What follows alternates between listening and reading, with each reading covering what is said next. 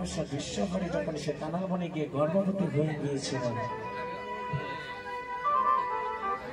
মা মনসা বিশ্বভরে যখন সে কানাল বনে গিয়ে গর্ভবতী হয়ে গিয়েছিল, 1 মাস 2 মাস 8 মাস গত হয়ে গিয়েছিল, তখন সে মা মনসা সেদিন সে মনে মনে চিন্তা করছিল, ঠাকুর আমার গর্ভে না জানি কি হয়েছে। তখন সে বিশ্বভরে কি করেছিল, সেদিন সে ধ্যান থেকে বসেছিল। পদ্মা কেন আসলে কালকে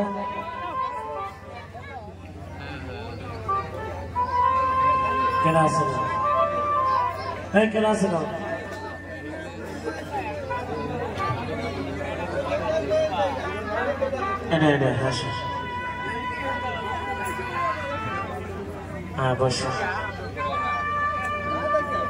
যখন সে মা মনসা গর্ভবতী হয়ে গিয়েছিল, সেদিন সে ধ্যান থেকে বসেছিল, ঠাকুর আমার গর্ভে না জানে কি হয়েছে।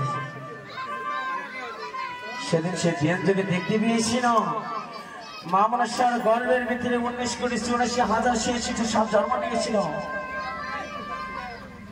যখন 19,84,086 জন্ম নেয়, মা মনসা সেদিন দেখতে পাচ্ছিল, ঠাকুর আমার গর্ভে এত সাপ, আমি কি করবো, কোথায় মারবো, কোথায় ছাড়বো, কি করবো, তুমি বলে দাও।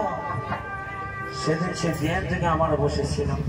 সে ধ্যান থেকে দেখতে পা দক্ষিণপুরে একটা কুমার ছিল, তার নাম কি ছিল, কেবল পাঁচটার কাছে আমার প্রশ্ন রইল